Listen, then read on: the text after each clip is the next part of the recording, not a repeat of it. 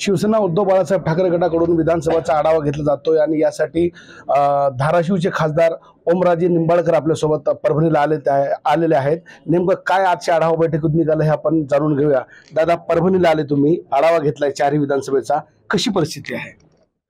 लोकसभा कार्यक्षेत्रामध्ये येणाऱ्या प्रत्येक विधानसभेचं पक्षाच्या संघटनेच्या उद्देशानं जे संघटन असणं आवश्यक आहे त्याच्या बाबतीतला हा आढावा होता। आढावा घेतला, चारही विधानसभेचा आढावा घेतला।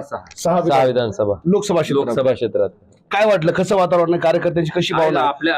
आपल्या माहितीसाठी परभणी हा जिल्हा हा कायमस्वरूपी आदरणीय हिंदुहृदय सम्राट शिवसेना प्रमुख बाळासाहेब ठाकरे साहेबांपासून शिवसेनेचा बालेकिल्ला राहिलेला आहे, गड राहिलेला आहे। कायम शिवसेनेवर विश्वास इथल्या जनतेनं दाखवलेला आहे। त्याच्यामुळं निश्चितपणे आणि स्वबळ विबळ काही नाही आहे। प्रत्येक पक्ष, प्रत्येक संघटना आपल्या जे केडर आहे ते व्यवस्थित त्या ठिकाणी संघटनेची बांधणी आहे का हे बघत असणं त्याचा एक भाग आहे।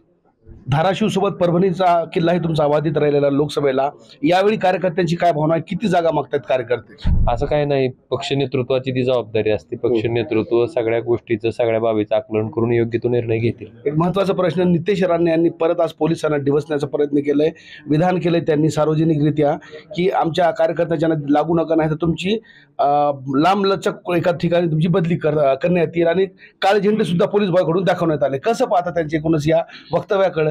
त्यांचं कौतुक करावं तेवढं कमी आहे। Camera person Syed Khizar sir, Nazir Khan, TV9 Marathi, Parbhani.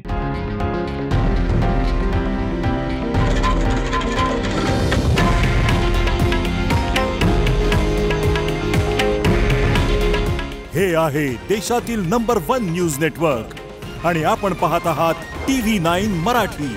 काळजी तुमची, हित महाराष्ट्राचं।